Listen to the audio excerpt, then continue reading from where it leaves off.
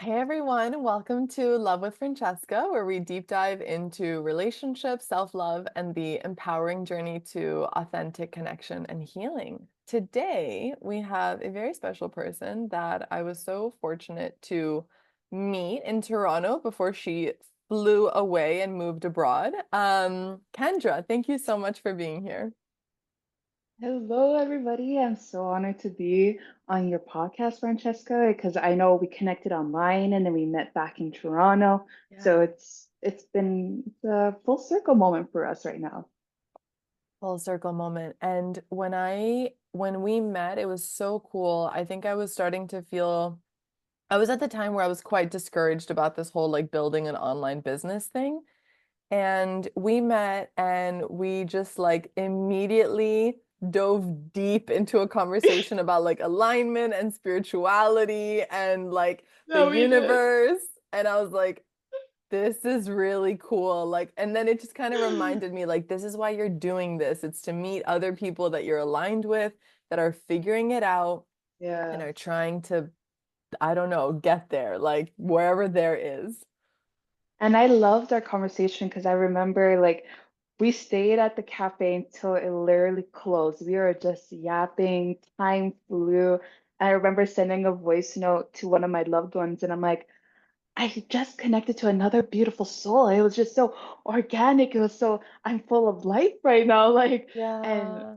it it's like you said, it it centered me back to being like, this is why I started my business. This is why Mm, I want to be in this space to, like you said, connect with other, mhm. soul aligned entrepreneurs to literally grow and inspire one another. I love that. I'm so honored that it was like a similar experience for you too. Yeah. Because sometimes you walk out of a situation, you're like, oh my God, I love that so much. I don't know if the other person loved it as much as I did. Like, I hope they liked me as much as I liked them, you know? Um, Yeah, exactly. but it was really cool. And I think it's interesting because even so, this podcast we're filming it now on November 13th, but it'll be coming out in like December or January. And even the people that I've been chatting with and interviewing with already, it's like people that not necessarily I haven't necessarily gotten to know them so well that I know exactly what they're going to say on the podcast. I know exactly what they're thinking. And it's so Yeah. cool because it's kind of like that conversation that you and I had where it just started, it was just like a feeling that led me to connect with you and some of these other women. And it's like the more that we talked, the more I was like, whoa, we're super freaking aligned. Like we are on the same page about so much at like a deep value core level, which is really cool. Exactly. And I remember we talked about human design because we both have manifesting generator, and we both were like, Yeah. Anyway, so let's take a step back. Tell us about you, tell us about the work that you're doing and what inspired you to do that work. yeah, so hello guys. My name is Kendra. My business is Kendra Elevates. I started this business literally in the beginning of this year, after deciding, you know what, I want a big change in my life. I want to actually go after what I want in my life and desire. So then I just started a business with the help of some amazing other entrepreneurs who were around me, who told me you can make money online, you can help other people because you have this natural gift of talking, strategizing, and you can use the skills that you already have and actually use it for how you want to do it, direct it in that way. So that's how Kendra Elevates was birthed. And I first started as a virtual assistant, and then I moved on to online business managing because I'm more passionate about dealing with overall projects and working more closely with entrepreneurs and holding light for their creative flow, I like to say, and handling the how of their business. So that is what I do. And I mostly work with coaches and other educators just because they're in alignment with me. And I just love the passion that they have for what they do, and it lights me up. So I hold space for that. That's so cool. That's beautiful. I love how you described that. And Yeah. so you said that you started about a year ago. What were you doing before that? how did you end up where you are? Oh yeah. Long story short.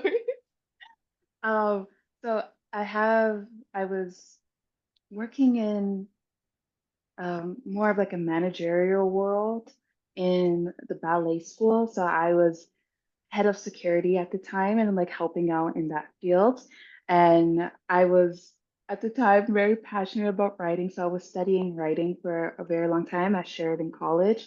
So juggling that, juggling, working in a totally different field that put me more in a place of I question my safety. As anybody knows, Toronto is pretty Yeah. crazy and hectic. And a place that made me feel like it was drowning a lot of the skills that I have that I've been able to build.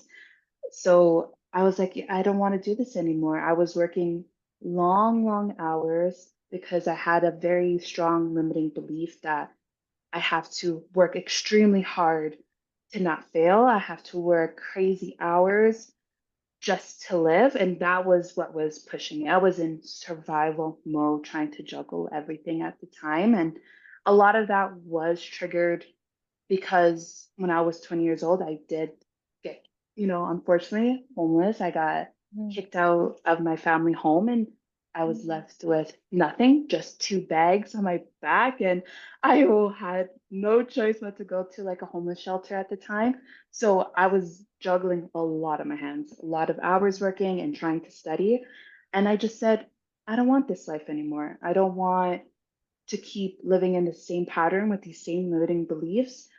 I want to change. So I literally just woke up one day, told my job I'm not doing it anymore, Mhm. and talked to one of my, she's like a business mentor to me, a sister to me, and I said, "Yeah, I left my job, girl." And she's like, "Okay, come be my executive assistant." I said, "What?" And she's like, "Yeah, I'll teach you the ropes." And she's actually a sales and business consultant, and she taught me so much about entrepreneurship and that's literally how I got my start, how I jumped in the beginning of this year.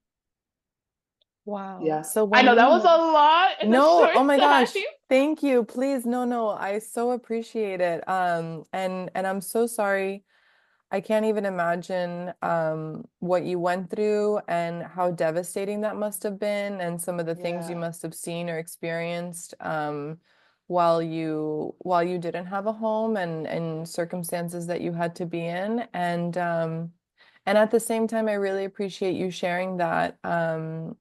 For anyone who's listening to, I think it's really inspiring when you hear where people have been versus where they are right now. I think it's really easy, especially on social media, online. You see someone, you're like, oh, look at them thriving, living in Costa Rica, like, living the, because now, for anyone who doesn't know, Kendra is now in Costa Rica. I'm a little bit jealous, but it's okay. But When I get my plot of land, I am shipping everybody come with me and join me. yeah, and it's like it's really easy to look at someone and see where they are, but maybe not know where it, maybe not even where they came from, but some of the experiences that they had along the way that definitely shape you as a person. But it sounds like you didn't let it define you, which is the big difference. And Yeah. I think that's really cool, and I really admire that in people. It's a really, really difficult thing to do, but it sounds like you have really done so much work on yourself to even the way in which you express certain things, like how you were talking about, like I had a self-limiting belief, and that's really what was holding me back. Like it sounds like you've really just taken so much responsibility for your life and where you want it to Mhm. go, and you become like such an active creator and like designer of your life. And I think that's Yeah. just like freaking awesome. Thank you for saying that. And, Yeah. you know, for me, working on my mindset was super important and surrounding myself with community. And that's why when I'm trying to navigate this online space, and that's why I was even more grateful to for us to connect that day in Toronto. Mhm. That is community. Community is what uplifts you. You need community to grow as a human in this life. And I honestly wouldn't be here today if it wasn't for my community seeing the light in me before I could see it Mhm. in myself. And a lot of hours of therapy I had to go through. And I think everybody should do therapy because it helped me see who I am. Because I remember like when I walked into my first therapy session, and this is why it's so good to do mindset stuff and have support with you, either if it's working with, a coach like yourself or somebody else, because you really do need somebody to hold you up. Yeah. And she's like, I'm gonna get really deep in here, guys. So we're getting Please do. vulnerable, This is what okay? we This is this what we're is doing. We're getting exactly what I vulnerable. want. So please go ahead. Guys, this is how our conversation went like in Toronto. Yeah, yeah, yeah. Let's just go there. Yeah. So she's like, tell me, how do you see yourself? And I remember I'm sitting in that chair and she's like, tell me, like, describe yourself to me. How do you see yourself? And I couldn't think of any positive thing to say about myself. And I Mm, was shocked. I was like, I couldn't even say I liked my hair. I couldn't even say I was beautiful. All I could say from the programming I had growing up as a kid, I felt like I was a monster. I thought I was evil. I thought I was just a terrible human being. And I remember writing that down on my paper. And she's like, that is a lot. And I know you don't see what I see in you. And I know it's going to take a while for you to see what I see and other people see and for you to actually see yourself clearly.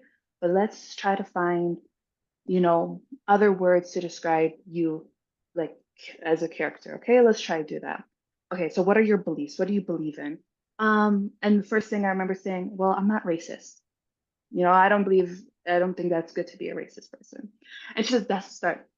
We can put that down. I am not racist. And that was the only thing I could come up with about myself because I am not racist. yeah. And that's where I started. And I started bawling after that because I couldn't think of anything else after that. And she says, just go. I wasn't home because technically I was home because I was in the shelter. So I just went to my Mhm. room and just Yeah. continued crying because I couldn't Yeah. figure out anything else about myself. So there's been a lot of mindset work to even sit here today with you and Mhm. see myself as a light, see myself as beautiful, Mhm. see myself as an incredible, resilient, resourceful woman, because those are words I couldn't use before, Mhm. Mhm. So Mhm. yeah, mindset is important, so I important, love that. and therapy. And oh, girl, we love therapy. I finally learned to stop telling people that they should go to therapy because I realized that's not a nice thing to do. But if I could, I still would. No, I love that you're sharing that. And so, for context, I had told Kendra that I was just gonna do an audio podcast, and then she logged in, and I was like, actually, it's video. And she's like, okay, I wasn't ready for this, but okay. But I love that in a sense you weren't ready for this because like we're sitting here talking about being authentic and being invulnerable and being ourselves and being Mm, beautiful and da da da. And I think it's in a society like ours, it's a little bit harder to do that when there's no filter, there's no makeup, it's just like yeah, here, this is me, in my comfy hood sweater, like this is what I do. And to be honest with you, it's funny because last night I was working away. I think I finished at like midnight or something, and I go to the bathroom and I always put my hair in like a big bun, when I'm working to like get it out of the way. yeah. And I'm pretty sure for anyone watching on video, the bun was like over here, like at this. Like I go to the bathroom and I just see this and I'm like, okay, girl, it's time to go to bed. Like, and I'm like, oh, your fiance really loves you because that's how he sees you every day with your like crazy bun. Like that's how us online virtual Yes. people actually look like when we're working. Cozy sweaters, messy bun, dead face sometimes. Yes. Dead face. Exactly. Oh my gosh. And I love Um, how you said that. That's us. This is what your whole podcast is about, authenticity and being yeah. raw and vulnerable. So Yeah. here we Yeah. are. Here we are. We're trying. We're trying our best to doing it, trying to lead by example as much as we can. And going back to actually, no, if we can stay on what you were saying earlier. So I love what you were describing of like it's like your perception of yourself sounds like it had been so conditioned by whether Hmm. it was your family or your society, maybe it was the way in which they saw themselves or the way in Yeah. which they saw you, and the people around you. And how sad it is that as a young woman, that was what you had concluded about yourself. And so I imagine like Yeah.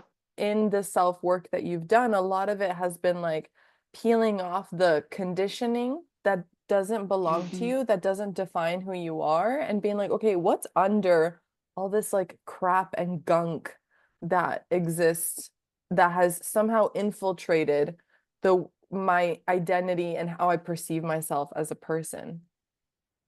Yeah, and that what you said sparks a memory for me because I at that time going through a lot. Um, I like to say yoga saved my life. Yoga is very personal to my heart. Um, so I remember I was reading like the Yoga Sutras, and they talk about sometimes how we see life as like a foggy or a dirty mirror, and we think that's how life is. But you have to learn to clean that mirror to see clearly.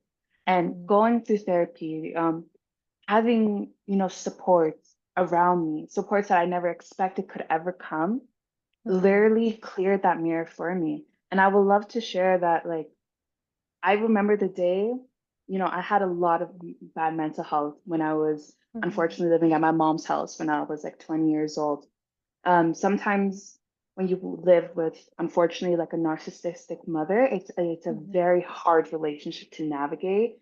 And it was Mhm. very hard for me to even say I have a narcissistic mom. It was through therapy that helped me say, hey, babes, this is what, and I'm like, what? Yeah, yeah. All that work, inner work. And I remember the day my mom told me, you literally have a week to leave my house. And I remember being like, I don't know what to do. This is the midst of COVID. I don't have any other family supports. I don't have, a lot of money. I don't know what to do. And I remember there was the time where I had to leave the house. I had to pack 2 bags with me. I dialed, like, there's this number in Toronto that we have that you can call the general like shelter line where they can tell you what beds are available.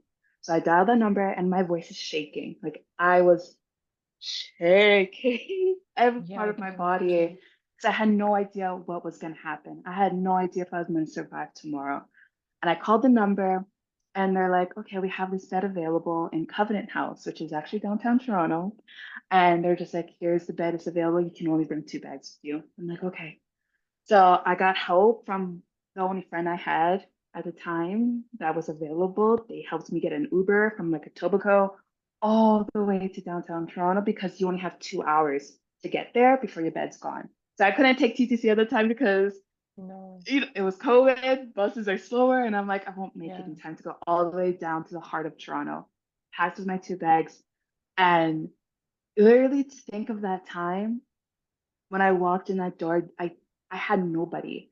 You know, I did cut off a lot of my family, and I remember before I even got into that Uber, I'm very spiritual, right? So I remember making my own prayer saying, God, I don't know what's going to happen tomorrow. I don't know what's going to happen in this moment, but please, I'm just asking for anything out there. Please Mhm. connect me with the people who are going to support me. Mhm. That's all I asked. Just connect me to that. And that's exactly what I got. And my perception of relationships and those type of dynamics changed when I walked in those doors in the shelter. I was connected to social workers who saw more light in me, who were just filling my cup. My cup was empty. It was dry. It was cracking. And they helped Mhm. rebuild me, refine me. I was even connected to like a mentor who now is my family. I spent Christmas with her, spent Thanksgiving with her. She even, shed a lot of what I saw relationships are supposed to look like, what Mhm. community is supposed to look like, trust is supposed to look like, what love, like love is so powerful. And I didn't understand how powerful love is until I got to experience it at its raw form of people not expecting anything in return or pouring into your cup. Mhm. Oh, that's so beautiful. So beautiful. It makes me think, so I recently became much more spiritual and I have a relationship with, the way in which I perceive and think of a higher power, universe, God, call it whatever you prefer. Yes. Um, And I didn't used to have that. And it was so intertwined with religion and expectations and how a woman's supposed to be and, yada, yada, yada. And Yeah. and the hypocrisy of, we fit in because we're following these rules. You guys can't have a relationship with God because you're not following these rules. And I was like, Hmm. what? Like, what? Isn't that like, isn't the whole purpose of God to be like unconditional love and support? I don't understand. Yep. Um, it doesn't make sense to me. And now that I've been able to undo so much of that conditioning and understand better and like humble myself to the level that you were just describing of like just like the surrender of wow, I have Mm. no clue what's gonna happen right now. And I also surrender to the idea that I have no control over what's going to happen right now. And that's such a scary place to be in. I think it's really hard for human Yeah. beings to really sit with that helplessness and like admit to it and be honest with themselves about it. At least I know I've really struggled with that.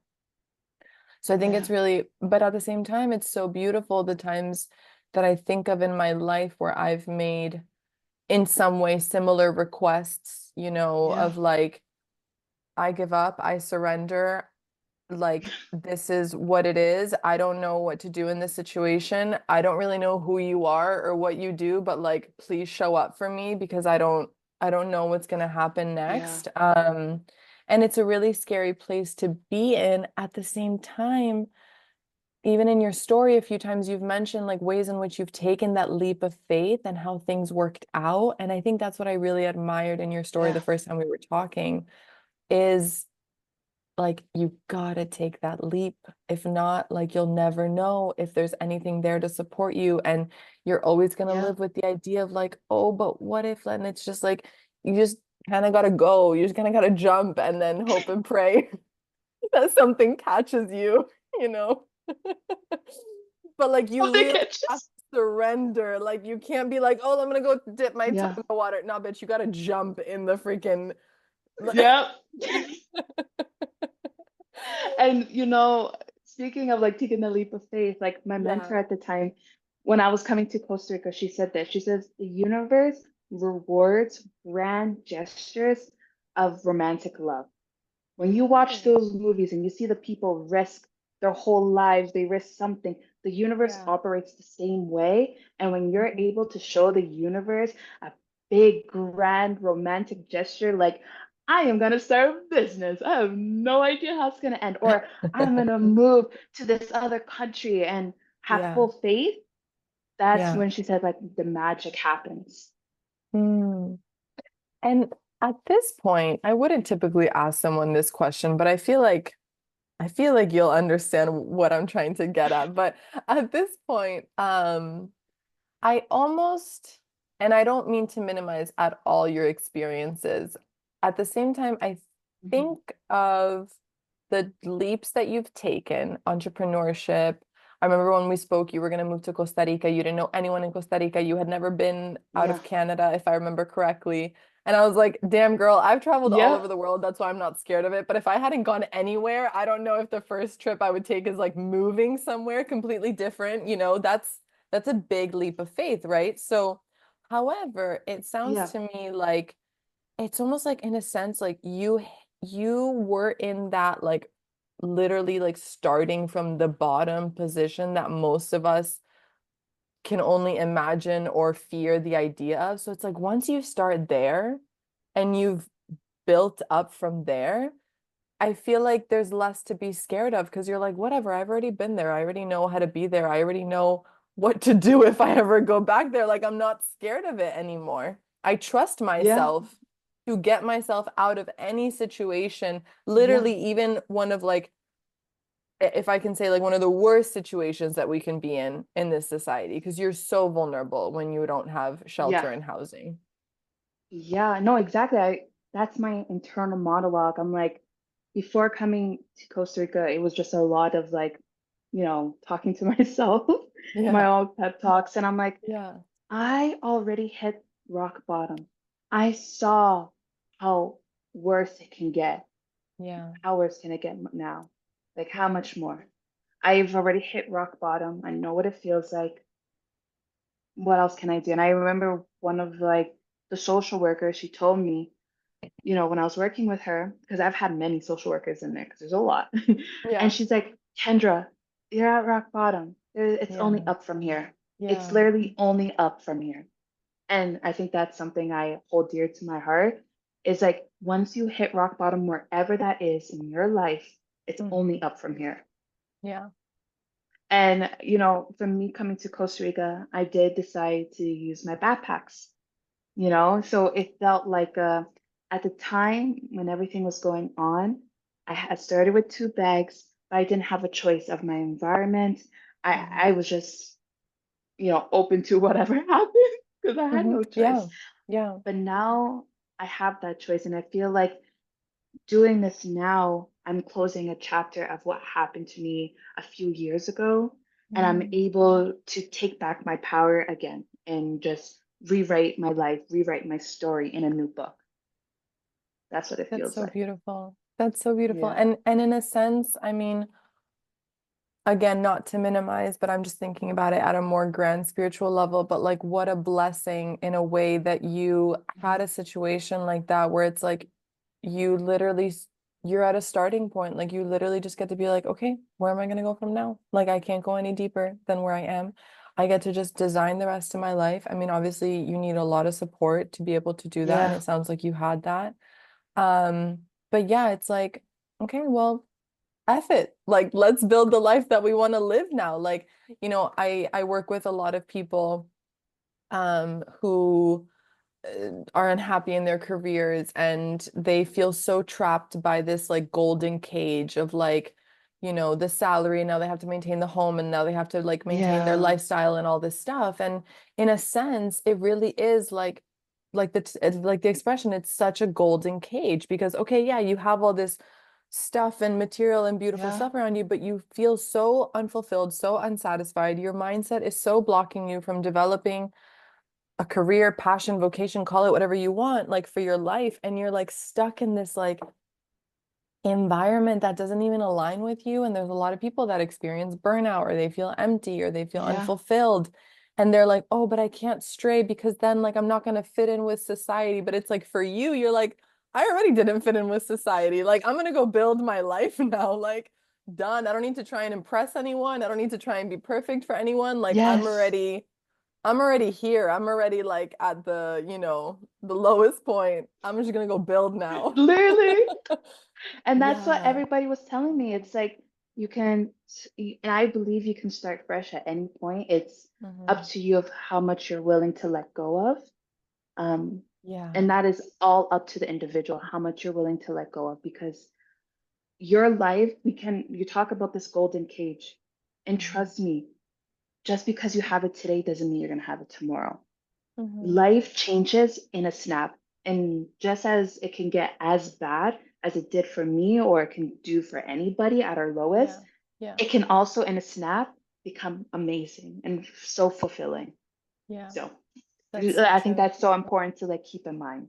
That's so true. That's so true. And I think I I know for myself, like I struggle sometimes. Like I call it my building phase right now, like financially, Hmm. everything. Like Yeah. we're in our building phase, right? So like we're not like spending recklessly. There's nothing to Yeah. spend recklessly, it's all very counted and calculated, right? Like that's what we're calling it. And so, but it was a very conscious decision that I made because I could easily take all my skill set and go and sign up for a job that gives me stable security, stable paycheck, way higher paycheck. Like I could go like, Yep. and make a lot more Straight money, but into I'm it like, there. you know Yeah. what? No, I want to do this building, right? I see a vision for my future and I know I can get there. I don't know how long it'll take me, but it's okay. But there's a lot of things that you know, maybe I'm not able to participate in, or like things that I'm not able to Yeah. buy or wear, or like, appear a certain way. And I think we get so like lost in that. Like I know I get lost in that, especially in like the rat Yeah. race of cities like Toronto or, big cities like that. Yes. Talk to me about Oh. that. Like how did that impact you? How is it different now that you're out of Toronto? Like, You're spot on with the rat race. It is, I yeah. felt this humongous pressure in Toronto to Mhm. just to have the newest everything. Even Yeah. though like sometimes I wouldn't even be able to afford stuff, and it's just like it's everywhere. The Yeah. marketing is everywhere. And it's Yeah. constantly poured down on you to buy, compete, compete, compete. Yeah. So when I made that decision, I'm gonna do two bags and bring my 40 liter and my 15 liter, whatever fits, whatever doesn't. It Yeah. did remind me of like you don't need so many material possessions to be fulfilled. You don't need to have 100 shirts to Yeah. look presentable. Yeah. You don't need that because when all is said and done and you have nothing in your life and you just have the clothes on you, are you still Mhm. gonna feel amazing? Are you still gonna feel that you are worthy to live and all of this? Mhm. And if your Mhm. answer is no, that you feel like you need all these things to make you feel some type of worthiness. Mhm. Simple terms, I don't know how to say this nicely, but you need help. That's not, I don't know how else to say it. I'm not a therapist, guys, okay? So I can't word that any better. I'm so I sorry. love it. I But love it. It's so but you real. do. You do. You But do. you do You because do. Yeah. that stuff, it comes and goes. Yeah. It's not permanent. What's Yeah. permanent is your body. What's permanent is your lungs. Like I said, that's why I love yoga so Yeah. much because it reminds me when all is said and done, I just have my breath. Like that's all I have. And Mhm. having my bag, I'm just having bare minimum stuff. I'm not buying anything more because I'm like, it can't fit in my bag if I try jumping to another country, so I cannot buy it. I love that. So it's a Yeah. different perception here. And I don't feel like I have to prove anything to anybody here. And I think that's a Yes. blessing when you travel to a new country and nobody knows you because Yes. it's like y'all don't know nothing about me, so I can create a story. I can go by a Yeah. different name if I want to. Sure. It's definitely very different, and I don't Yeah. feel the same pressure like I did before. And I think just because Toronto wasn't in alignment with who I am, Hmm. um, and that's okay. And that's also Yeah. okay. Yeah. And it is really beautiful, especially coming back to the idea of community. Like, similarly, I've had longer term traveling experiences where it's like all I had was like a suitcase. So like if it doesn't fit in the suitcase, it's not coming. And if there's going to be different Yep. types of weather, well, less options for the weather. Like, we're not going to have our cutest outfits available, right? But I grew up in a very wealthy environment, and so I grew up with a lot of those ideas that like you need to look a certain way and act a certain way and be a certain Hmm. way, and like if you don't have all of these things, and like you're not going to be included and you're going to be excluded, and like it's so silly. Like we think about it as, oh, you're not going to be included in what, but our Yep. brains, the way that they work, our amygdala and our the parts of us that protect us don't understand that what we're talking about is being included in the friend group. We feel like we're being like excluded from like the world and Yeah. society, like emotionally. So anyway, coming back to community, is that in the periods where I had to travel so much, and I was reading books like The Year of Less, or Marie Kondo, things that were Mm, like keep it simple, like just get rid of all the yeah. stuff that like weighs you down. First off, yes, you feel so much more free. You're like, I feel so much lighter. It's just me and my things, and that's it. Yep. But also for anyone who can relate, like if you have any insecurities of like, about yourself, when you don't have all this extra stuff to like make yourself look better, Yep. I find that the relationships that you develop are also so much more real because it's like, it's just me. Like you're just getting me. Like there's no Yep. This extra is who I fluff. am. This is who I am. Like it? No, great. Take it or leave it. Like this is who I am. And that's a really cool thing. I used to really fear that people were friends with me for whatever X reason. And now it's Mm. like, I don't have much to contribute to this friendship except my energy. So, do you like that? Great. Like, if you don't, that's okay. And then Open you the door, do guys. trust. Yeah. And then you trust that people are with you for like all the right reasons, not because they can, like, I don't know, get like a free dinner or whatever it is. And I'm not saying that I was paying for people's dinner. I wasn't at that level of wealth, but still, you get what I mean. I get what you mean. I wish I We're was not at talking that about level of plane wealth. tickets, guys. Yeah, yeah, yeah. We're I think it getting just there. We're makes getting such a there. big difference. Tell me a bit about, you've spoken so much about community. What are some, Yes. for anyone listening right now who's feeling lonely for whatever reason, who's feeling lost, who's or even people that are like, I have a lot of people around me, but I don't feel that they're the right people around me. How do you build that community? What are some of the things that helped you? Well, like I said, I had to cut off a lot of people. Yeah. And I will say it was a little bit easier for me to cut off. Like I don't talk to my mother and I don't talk to my mother's side of the family at all. Mhm. Mhm. Um, but that was the decision I made in therapy when I was talking about it. And how she explained it to me at the time is when you have relationships with people, right? We're Mhm. not at the same level here. Sorry, guys, whoever's listening on audio, I'll try to explain. We'll try and We're not describe at, it. Let's just say we're not at the yeah, same level. Yeah. yeah, we're not at the same level, right? You could be at a not a higher vibration, but you could be, mentally, you know, financially, you can just be a little bit above somebody, Yeah. right? Yeah. Especially emotionally capacity. Yeah. And they could just, be lower than you. And if there's the gap there, you can either decide and, talk with that person. Do we want to meet halfway? Do we want to meet 20% down? Do you want me to come closer to you? Like, where are we going to try to equal this relationship?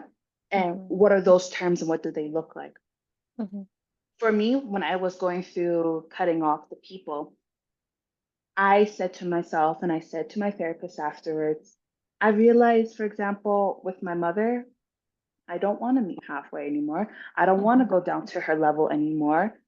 I'm not because I want to protect my peace. My peace is so Mhm. important. Mhm. And I cannot keep giving that away. And I just don't want to do that anymore. So when I started going through every person in my life, and I'm like, this person makes me feel like terrible. This person doesn't Mhm. see me, doesn't blah blah blah. And I'm like, I Mhm. don't want to explain anymore. I've had so many conversations with these people. So why do Mhm. I have to keep coming down? I don't want to come Mhm. down anymore. And they're not willing to meet me up. So Mhm. bye, cut off that relationship. And that's how I did those.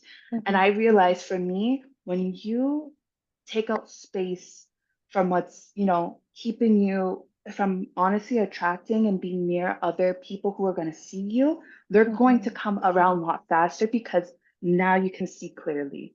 You Yeah. were so bombarded with honestly like the negative people around you, people who are holding you back, people who don't even want to see your light. You're Mhm. so focused and narrowed on that that you couldn't even see the huge crowds of people who are willing to celebrate you. So my tip is look, analyze your relationship, see, if I'm willing to come down anymore, are they willing to come up? If they're not, maybe Mhm. this is a relationship where right now we're not going to talk for a while, or I'm going to have Mhm. more space. But Mhm. trust and believe when you do that, you're going to be able to open up to those other relationships who've been waiting to pour into you. And they're going to come. Like I didn't expect to have this soul family that I do now, but Mhm. it literally just happens. It's going on the internet, to be honest, on Mhm. social media a lot of the times, and you meet other people and you're like, wow, we connect so much better. Why was I Yeah. so nervous to like talk to new people? Or, Yeah. I go to the cafe and I have one casual conversation and now we can't stop talking every day. Or like Yeah. joining, for me, it was joining a mentorship program and being able to be connected to my soul family. Did I Mhm. expect it at the time to be connected with them? No. Mhm. So letting go of that and cutting that off made me more open and receptive to other relationships who were waiting for me, open arms. Mm. Another Hopefully leap of that makes faith. sense. To 100%, 100%. That was so beautifully articulated. Um, and if I can add to what you were saying is it sounds like a lot of it really had to do with you being able to value yourself, your life, to Mhm. respect yourself. And in and it sounds like the more you were able to respect yourself, the less you were able to tolerate being around people that weren't willing to match you at that Exactly. level. And I think it's important. these conversations are very nuanced, right? Like I Yes. think it's really easy. Like, you see a clip on social media of like cut off toxic people. Yes, I agree, whatever. Obviously, your mental sanity is important, but there's nuance to it, right? Like we're not saying that these people are like horrible, malicious people.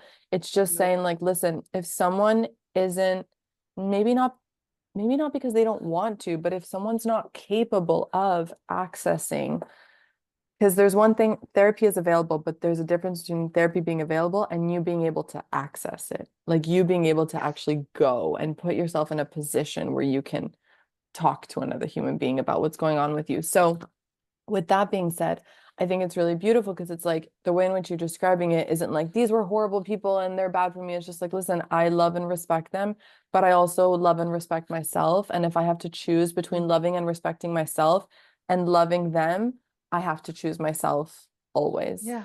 Because who else is going to choose me? They did it, so I had to. So you had to. I And the had thing to. is that like you were saying earlier, like that those are the messages that we send out to the universe, to the people around us through our energy, where we say, listen, I choose to respect myself. I choose to have this standard for myself. Mhm. If I lose people, yes, I'm going to grieve that. Yes, that's going to be sad. Like I imagine this wasn't an easy process for you, and I'm sure it No. still brings up challenges. But also, it's like as I choose to let those people go, I make space for new people in my life that I get to meet that, like, I now have friends in my life that are even more like just like I thought I was a kind and compassionate person, and then I met Yeah. them and I was like, oh my God, I have so much work to do. Like they're even kinder and more compassionate. And those are the people that, like you said, they uplift me, but it's because they inspire me because I see how they handle things and I'm like, oh my God, I want to be capable of handling, like they make me want to be better. And how cool is Yeah. that? And what Rather a than blessing it is to be surrounded by people like that. Yeah. Yeah, 100%. And I relate to what you were saying about like if there's people that just aren't willing to like meet you at at least halfway and they're just Yeah. like stuck where they are, it's like you don't have to stay stuck there with them Hmm. necessarily. You can go hang out with them once a year, twice a year. You can send them messages whenever you want. You don't have to be there all the time.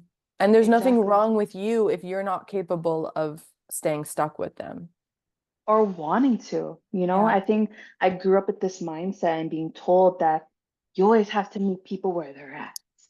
And it's like Yeah. that is so draining. And I think that is also can be a very damaging message to send to people because if I'm going to bed every night, stressed, worried, anxiety is going off the walls, how did that serve me? Yeah. Right? Yeah. So, That's beautiful. I could sit here and chat with you for the next few hours like we did at the cafe, but I'm not going to yeah. torture people listening to us with that. So, is there any last, I mean, you've shared so much wisdom. Is there any last comment that you would like to make, any piece of advice or anything? The thing that's coming to my mind is just go for it and Hmm. be open to receiving love. Go for it and be receiving to love. That's it. Ooh, girl, we need to have a whole conversation on being open to receiving love. That is hard. Why is that It so is. hard? We'll have to get into it another Yeah. day.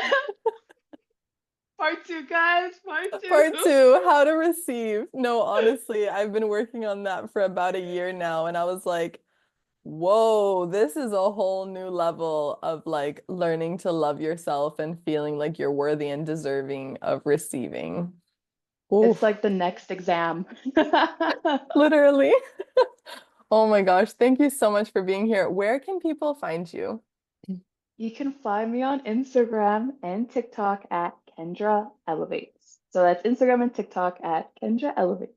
I love it. So simple. Oh my gosh, thank you so much for being here. This was so, I knew I was looking forward to this conversation and I know, it me too. fulfilled all my expectations. So thank you so much.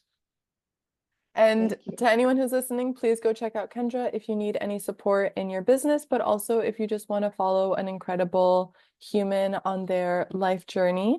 And if this conversation was inspiring or helpful or supportive, please feel free to like, subscribe, send it to your friends, do all the shenanigans that one does when they like stuff on social media, and feel free to follow along. Thank you.